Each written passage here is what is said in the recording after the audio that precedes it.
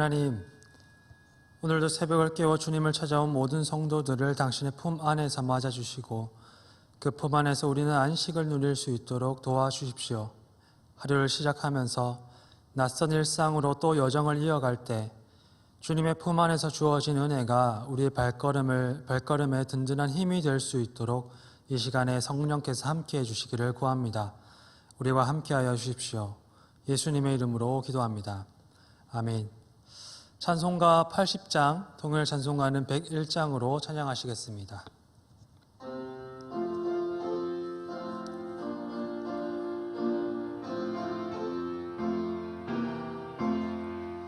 천지에 있는 이름 주 귀하고 높은 이름 주 나시기 전 지으신 구주의 이름 예수 주 앞에 내가 엎드려 그 이름 찬송하면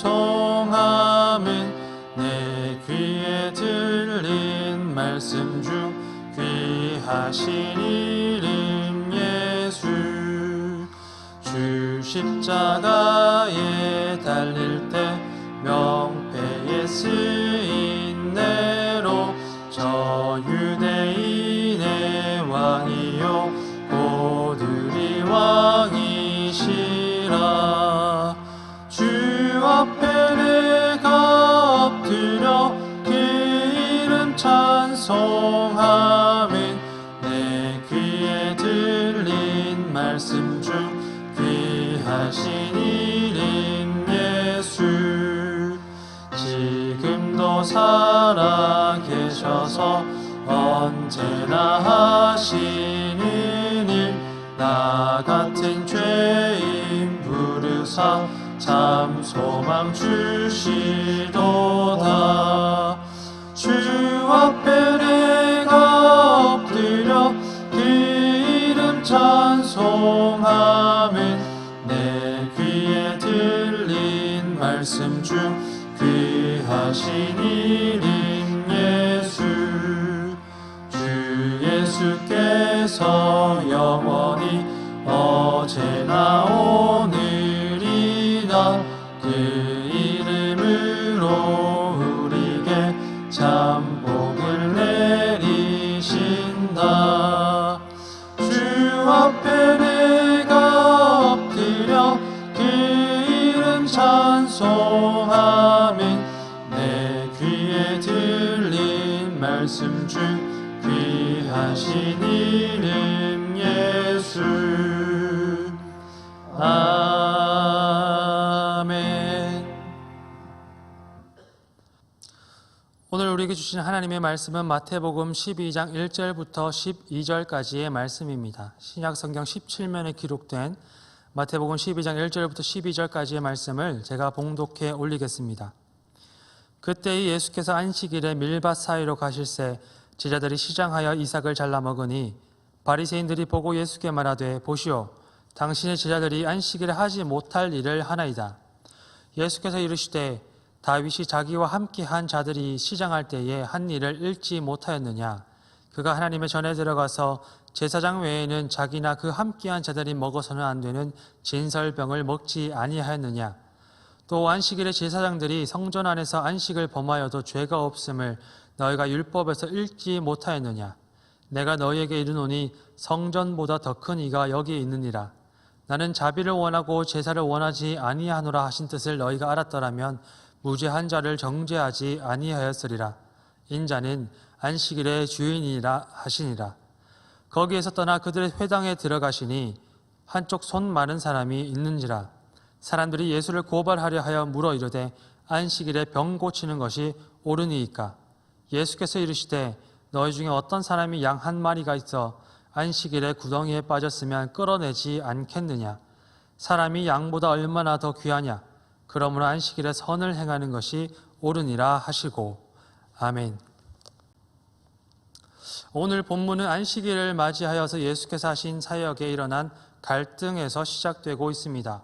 오랜 시간 동안 유대인들은 성전을 그들의 신앙 속에서 매우 중요하게 여겼습니다. 성전은 유대교 신앙의 기둥과도 같아서 그들이 매우 중요하게 여겼던 내용이었습니다. 그러나 그들이 지나왔던 역사는 성전 신앙을 지킬 수 없는 방향으로 흘러갔습니다. 노도와도 같은 바벨론 침략 앞에 나라는 멸망하고 사람들은 포로로 잡혀갔을 뿐 아니라 성전은 이방인들의 발 아래에 무너지고 또한 유린되고 허물어졌던 것입니다. 이런 역사를 지나가면서 유대인들의 신앙 가운데 변화가 일어나게 됩니다. 성전이라는 공간에서 안식일이라는 시간의 중심으로 강조점이 옮겨가게 된 것입니다. 성전에서 안식일로 신앙의 중심이 옮겨간 만큼 안식일을 철저하고 거룩하게 지키는 것이 그들에게 중요한 과업이 되었습니다. 어떻게 하여야 안식일을 거룩하게 지키는 것인지 사람들은 수많은 문제가 발생하는 삶의 자리에서 안식일을 지키기 위해 물음을 던지고 답을 내리기 시작했습니다. 그렇게 해서 예수님 당시에는 안식일을 거룩하게 지키기 위한 39가지의 금령이 그들의 가르침을 통해서 전승되고 전수되었습니다. 안식일이지만 사람들이 아플 수도 있고 밥을 먹기도 해야 하고 수레를 몰고 가다가 사고가 날 수도 있고 과수원에 우박이 떨어질 수도 있는데 하필이면 안식일이라면 그런 날이 안식일이라면 어떻게 해야 하느냐와 같은 물음에 유대인들이 대답했던 39가지 금령이 생겨났던 것입니다. 이 금령은 유대인들의 신앙과 오랜 시간 동안 이루어진 공동체의 고민과 기도를 통해서 그 결과로 주어진 전통이었습니다. 때문에 바리새인들의 눈에 예수님과 제자들은 어쩌면 발칙하게 보였을지 모르는 문제입니다. 그들이 빌밭을 지나가며 이삭을 잘라 먹었기 때문입니다. 누가복음은 제자들의 행동을 조금 더 구체적으로 묘사하고 있습니다. 제자들이 밀밭의 이삭을 베어서 잘라서 또 손으로 비비어 먹었다라고 표현하고 있기 때문입니다. 이는 안식일에 해서는 안 되는 수학과 타작의 행동으로 비추어졌던 것으로 때문에 바리새인들은 그들이 죄를 지었다라고 비난을 하고 있는 것입니다. 이어 회당에서 하신 예수님의 행동 역시 마찬가지였습니다. 제자들이 밀이삭을 잘라 먹은 후에 예수께서는 회당에 가셔서 한쪽 손 마른 사람을 주목하시고는 그의 손을 고쳐주셨습니다. 배고프고 아픈 사람에게 자비와 긍휼을 베푸는 것이 우리가 보기에는 그리 큰 문제인가 싶습니다. 바리새인을 비롯한 유대인들도 이 문제에 우리와 같은 마음으로 동의할 수 있었을 것입니다.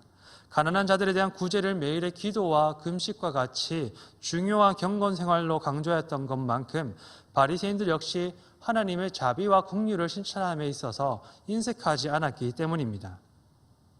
그들은 또한 신명기와 레위기의 율법에 기록된 가난한 사람과 나그네를 위해서 길가에 인접한 밭의 작물을 베어 먹을 수 있도록 남겨두어라 라고 기록된 말씀을 잘 알고 있었습니다. 문자적으로 안식일을 거룩하게 지키기 위해서 아무것도 하지 않기에는 너무나도 복잡하고 다사다난한 삶이라는 것을 잘 이해하고 있었던 바리새인들은 안식일에 아프면 어떻게 해야 하느냐라는 이 물음에도 이미 답을 내린 상태였습니다. 사람이 죽을 지경에 있을 때에는 비록 안식일일지라 하더라도 치료하는 것이 마땅하다라고 답을 내렸던 것입니다. 그럼에도 불구하고 예수님과 제자들의 행동은 율법을 어긴 것으로 비추어졌습니다. 이 가난한 나그네인 예수 제자들은 하나님께서 베풀도록 명령하신 자비와 긍휼의 말씀을 따라서 그 마음에 의지하여서 언제든지 주인의 허락을 받지 않고 길가에 밀 이삭을 베어 먹을 수는 있겠으나 하필이면 그들이 안식일에 그 일을 행하였다는 것이 문제가 되었습니다. 예수께서 손 마른 사람을 치유한 것 역시 평소 때라면 칭송받아야 마땅하지만 그가 당장에 죽게 되어서 꼭 안식일에 치유받아야 하는 처지가 아니었다라는 것이 또한 문제가 되었습니다.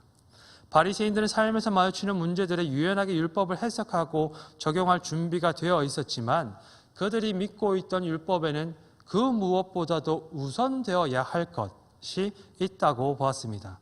아무리 율법이 제자들의 행동을 용인하고 전통의 해석이 예수님의 행동을 지지할 수 있다 하더라도 10계명의 두 번째 계명인 안식일을 거룩하게 지키라라는 이 율법만큼 권위 있는 행동은 아니라고 보았던 것입니다. 구약 성경에 기록된 수많은 율법들은 하나같이 하나님께서 주신 말씀이지만 때로 율법은 모두 실천하기에는 서로 상충되는 상황을 맞이할 때가 있습니다. 안식일에 할례를 행해야 하는 일을 예로 들 수 있겠습니다. 그래서 유대인들은 율법의 우선순위를 매기기 시작합니다. 오래된 것일수록 권위가 있었고 바리새인의 해석보다 아브라함이나 모세와 같은 조상들에게 주어진 율법이 먼저 우선되어야 한 것입니다. 제자들과 예수님의 행동을 율법을 어긴 것이라 비판하는 이유는 바로 이곳에 있었습니다. 하나님의 아들로 오신 예수께서는 율법의 권위보다 먼저 되는 율법을 주신 하나님의 마음을 드러내셨습니다. 율법의 주인이신 하나님의 마음은 자비를 원하고 제사를 원하지 아니하노라 하는 이 말씀 속에 담겨 있노라고 다시금 재확인해 주신 것입니다.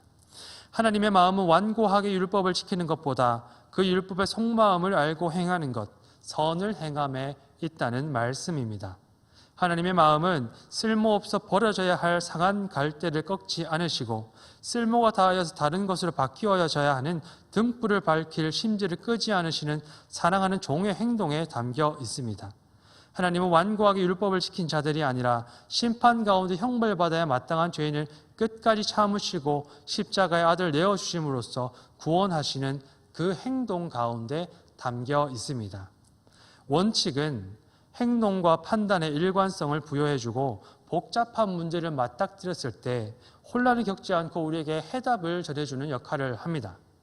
원칙은 신앙생활을 유지함에도 도움을 주고 많은 사람들이 때문에 그 원칙을 지키는 데 힘을 씁니다.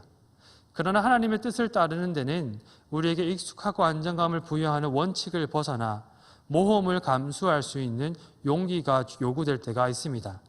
하나님의 마음은 우리가 세운 원칙에 가두어지지 않고 위에서 아래로 흐르는 자비와 긍휼의 강물은 때로 우리가 안전하게 거주하는 울타리 너머에까지 이르기 때문입니다. 하나님의 말씀에 대한 열심과 전통에 충성을 다하는 바리새인의 경건은 삶에서 빛이 났습니다. 그들은 시대의 선생이 되어 유대인과 이방인들의 존경을 한몸에 받았습니다. 그럼에도 불구하고 그들을 빛나게 했던 원칙과 열심은 도리어 하나님의 아들로 오신 예수님으로부터 눈이 멀게 만들었습니다. 원칙과 열심의 안대의 눈이 가려진 그들은 예수님을 보지 못하고 하나님의 뜻에도 어두워졌던 것입니다. 오늘도 주님 앞에서 살아가시는 모든 성도님들께 하나님의 마음의 밝은 눈과 귀 되시는 은혜가 함께 하시기를 기도합니다. 십자가의 장신의 아들 내어주심으로써 상한 갈대를 꺾지 않으시고 꺼져가는 심들을 끄지 않으시는 자비와 긍휼을 우리에게 보여주신 하나님의 마음이 우리의 마음이 되어서 끊임없이 굳은 살처럼 우리 마음에 덮여지는 종교적인 허물을 걷어내고 하나님께 주시는 새 살과 같은 마음으로 주님의 뜻을 이루어 가시는 하루 되시기를 주님의 이름으로 축원합니다. 함께 기도하시겠습니다. 하나님, 곧게 솟은 나무들이 이따금 태풍의 허리가 꺾이거나 뿌리채 넘어지는 것을 볼 때가 있습니다. 부드럽고 줄기가 약하여서 금방이라도 쓰러질 것만 같은 이들이 강한 바람 속에서도 도리어 춤추듯 견디어내는 것을 또한 볼 때가 있습니다. 하나님을 향한 열심이 굳은 살처럼 우리 마음에 배기어져서 완고하고 딱딱한 사람이 되지 않게 하시고 매일 주신 은혜를 통해 새 살과 같은 마음이 되어서 부드럽고 온유한 마음으로 하나님께서 주신 삶과 타자를 바라볼 수 있도록 은혜 베풀어 주십시오. 그 은혜 속에서 예수님과 같이 하나님의 마음과 뜻에 응답하는 우리의 삶이 될 수 있도록 인도하여 주십시오. 예수님의 이름으로 기도합니다. 아멘. 하늘에 계신 우리 아버지, 아버지의 이름을 거룩하게 하시며 아버지의 나라가 오게 하시며 아버지의 뜻이 하늘에서와 같이 땅에서도 이루어지게 하소서. 오늘 우리에게 일용할 양식을 주시고 우리가 우리에게 잘못한 사람을 용서하여 준 것 같이 우리 죄를 용서하여 주시고 우리를 시험에 빠지지 않게 하시고 악에서 구하소서. 나라와 권능과 영광이 영원히 아버지의 것입니다. 아멘. 이 시간 기도하실 때 우리가 교회가 되어서 기도하는 5가지의 기도 제목을 두고서 먼저 기도해 주시기를 부탁드립니다. 코로나를 위해서 기도하여 주시고 세계 선교와 이 예천 지역의 회복을 위해서 기도하여 주시고 또 우리 교회의 교회의 어려움을 당한 교우들과 환우들을 위해서 중보 기도하여 주십시오. 마지막으로 교회 기도를 위해서 기도하신 후에 각자의 기도 제목들로 계속하여서 기도하시겠습니다. 함께 기도하시겠습니다.